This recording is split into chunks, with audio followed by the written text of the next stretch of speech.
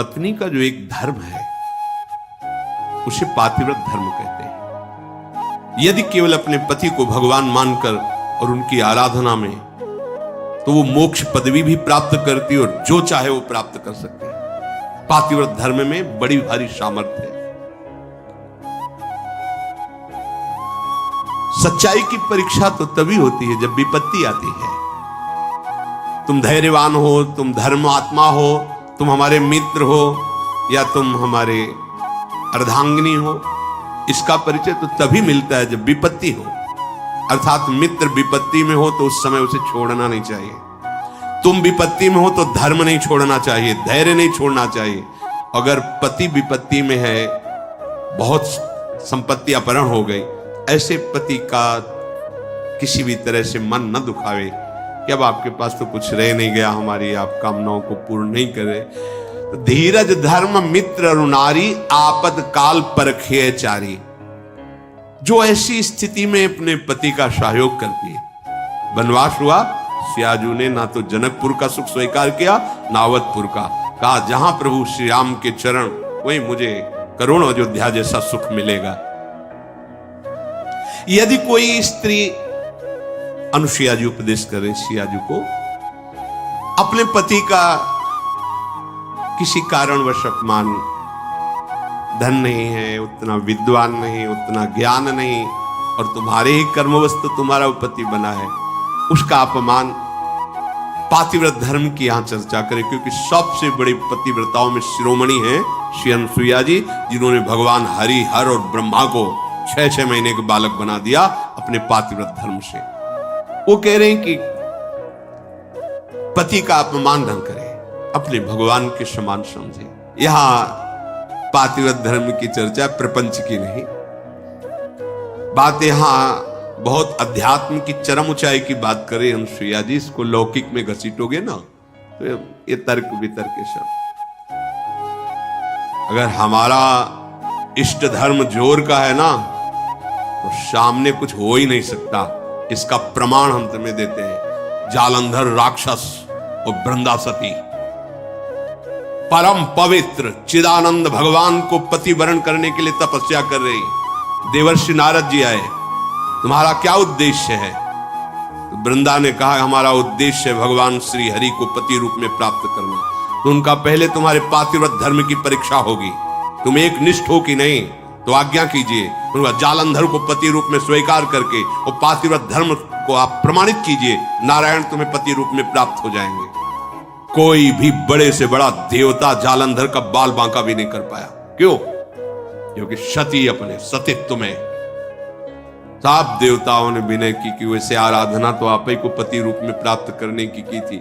नाथ आप स्वीकार कीजिए, नहीं तो जालंधर का आतंक, राक्षस और पतिव्रता वृंदा, वही तुलसी जी के रूप में और शालिग्राम के रूप में श्री हरि। आज भी उनका ब्याह किया जाता है, पूजन किया जाता है, तुलसी जी चढ़ाई जाती। जब हम किसी को इष्ट मान लेते हैं तो उसमें दोष दृष्टि नहीं होती, और जब हमें प्यार होता है ना तो उसका दोष भी गुण ही नजर आता है। और सच्ची बात है कि सबके हृदय में भगवान बैठे। यदि हमारी निष्ठा है तो तुम हिल नहीं सकते, हमारी निष्ठा के विपरीत नहीं चल सकते। जब भगवान नहीं चल पाते तो तुम तो इंसान हो। ये था माम प्रपद्यन्ते तास्ते, मेरे लाला बनकर घुटने के बल हमारे आंगन में चलो तो अनंत ब्रह्मांडों का पिता घुटनों के बल चल रहा नंद बाबा के आंगन में या महाराज दशरथ जी के आंगन में। मंगल भवन अमंगलहारी, द्रवहुषु दशरथ अजीर बिहारी। दशरथ जी के आंगन में विचरने वाले, कैसी लीला! अनंत ब्रह्मांडों का पिता बालक बन करके, जब वो बन सकता है तो तुम्हारे निष्ठा और पातिव्रत धर्म में वैसे ही चलेगा जैसे तुम विचार करोगे, क्योंकि तुम्हारा पातिव्रत धर्म पवित्र। हमारा क्या होता है कि हम दूसरों के तो दोष फटाक से बोल देंगे। बैक में आप दृष्टि घुमाओ अपने ऊपर, तब लगेगा वो तो कम है। अगर हमारी बात खुल जाए, बहुत ही हम गलत हैं। संत सदैव सत्य स्वभाव वाले साधक उपासक बाहर नहीं देखते, अपने अंदर देखते हैं। अपने दोषों को मिटा दो तो बाहर केवल भगवान या दूसरा कोई है ही नहीं। श्री अनुसुईया जी बड़ा सुंदर गृहस्थी में स्त्री शरीर पुरुष शरीर धारण की, इनको भगवत प्राप्ति का सहज उपाय बता रहे और यह ऐसी सामर्थ्य। ऐसे लिए स्त्री के लिए एक सुदृढ़ भगवत प्राप्ति का मार्ग है, जो घर परिवार में रह रही अपने पति में भगवान की भावना करना। मेरे पति ही मेरे भगवान हैं, ऐसी भावना से आठों पहर उनकी आज्ञा में रहना। जैसे कोई प्रश्न कर सकता है कि अगर पति ही दुराचारी हो तो शास्त्रों में वर्णन किया गया है कि आप अपने भाव रखिए और फिर विधान जैसा होगा अपने आप दूरी बना दे, क्योंकि आप और आपके पति के बीच में भगवान का भाव है ना, वो संभाल लेंगे, वो आपको बचा लेंगे, वो आपको दूर कर देंगे। ऐसा भी हो सकता है। अलग अलग मायाकृत रूप है और आंतरिक भाव में जाएंगे जब विचार पे, तो आपके ही कर्म का फल भुगताने के लिए ऐसा स्वभाव वाला पति दिया गया है। ऐसी भावना तो हमारे ही कर्म निश्चित, अपने कर्म के प्रभाव से ही पति का वरण होता है। जैसे हमारे कर्म गायत्री के अनुष्ठान के द्वारा गायत्री जी को प्रसन्न करके जो कन्या प्रकट की थी उनका नाम सावित्री जी हुआ था। बहुत ही तेजस्विनी राजकुमारी थी। जब वर वरण की बात आई तो उनके पिता ने आदेश किया कि तुम स्वयं घूमो मृत्युलोक में और जो तुम्हें वर पसंद आएगा उसके साथ ब्याह कर दे, इतना प्यार कर दे। और वो गायत्री जी की कृपा से प्रकट हुई थी, इसलिए उनका नाम सावित्री। बड़ी तेजोमयी कांत थी, अद्भुत ज्ञान, मंत्री और विशाल सेना साथ राजकुमारी थी। वर वरण के लिए स्वयं तुम देखो, बहुत राजकुमारों को देखा, मन में ही नहीं आया। जंगल से गुजर रही थी, देखा एक लकड़हारा लकड़ी काट रहा है, दृष्टि गई, देखते ही लगाए मेरे प्राणपति, रुक गई। मंत्री से कहा आदर से इनको नीचे उतारो।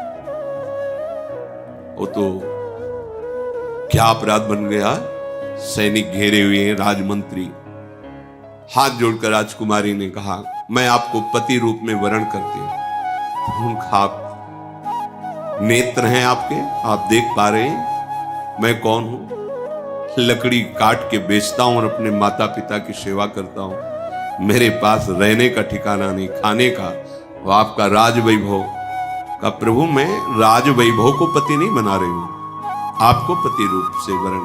मेरा मन मान गया है, मेरा मन राजी हो गया है आपको देख के, आपके सौंदर्य को, आपके गुण को, आपके घर को, आपके वैभव को देखकर मैं पति नहीं बना रही, मेरा मन मान गया है। आपके माता पिता कहाँ हैं? बोले जंगल में एक झोपड़ी में विराजमान। ठीक है, मंत्री से कहा ये स्वीकृत है, पूरी जानकारी ली, वापस लौट। जब वापस गए तो वहां बैठे हुए थे देवर्षि नारद जी। आओ बेटी। राजा ने कहा वर वरण किया? हां। मंत्री ने पूरी बात बताई। देवर्षि नारद जी ने कहा नहीं नहीं नहीं, गलत हो गया। तो बोले आप यही देख के तो कह रहे होंगे ना कि घर नहीं है, संपत्ति नहीं है, तुम राजकुमारी हो, कैसे निर्वाह होगा, ये सब मैं जान रही हूं, नहीं है उनके पास।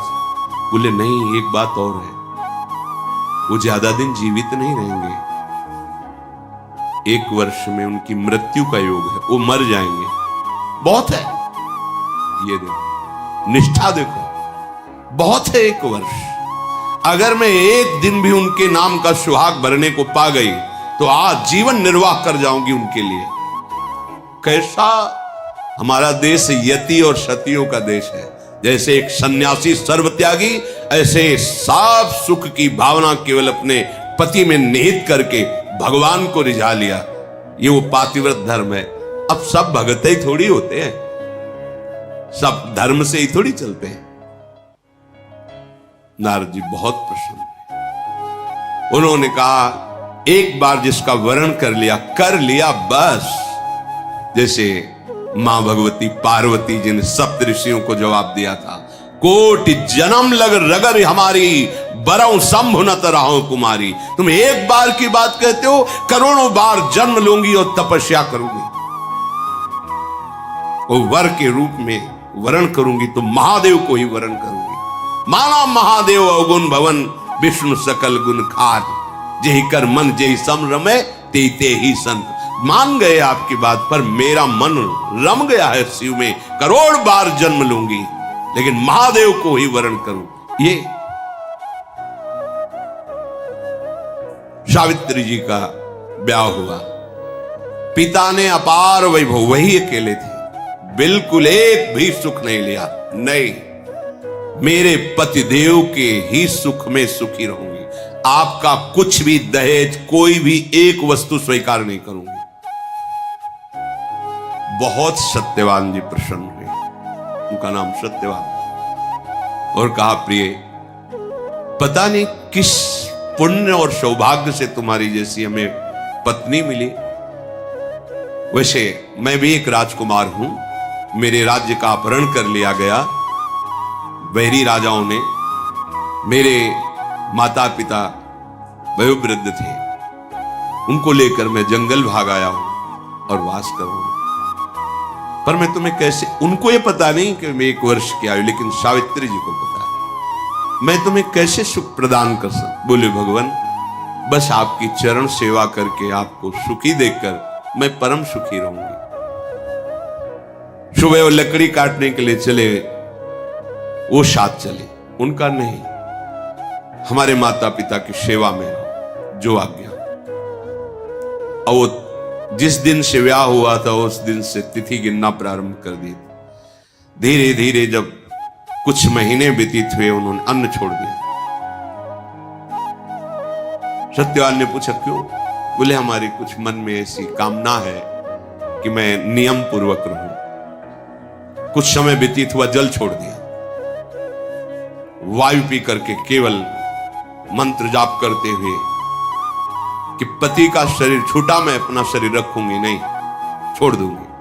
और जब वो तिथि आई, उनका आज भगवान मेरी इच्छा है कि आपके साथ में वन में चलूं। तो नहीं माता पिता, आज तक आज्ञा मानिए, केवल एक दिन, आज केवल, फिर जैसी आपकी आज्ञा होगी, पर आज आपकी आज्ञा उल्लंघन करूंगी और आपके साथ चलूं। उनको पता था आज आखिरी दिन है, सत्यवान को पता नहीं।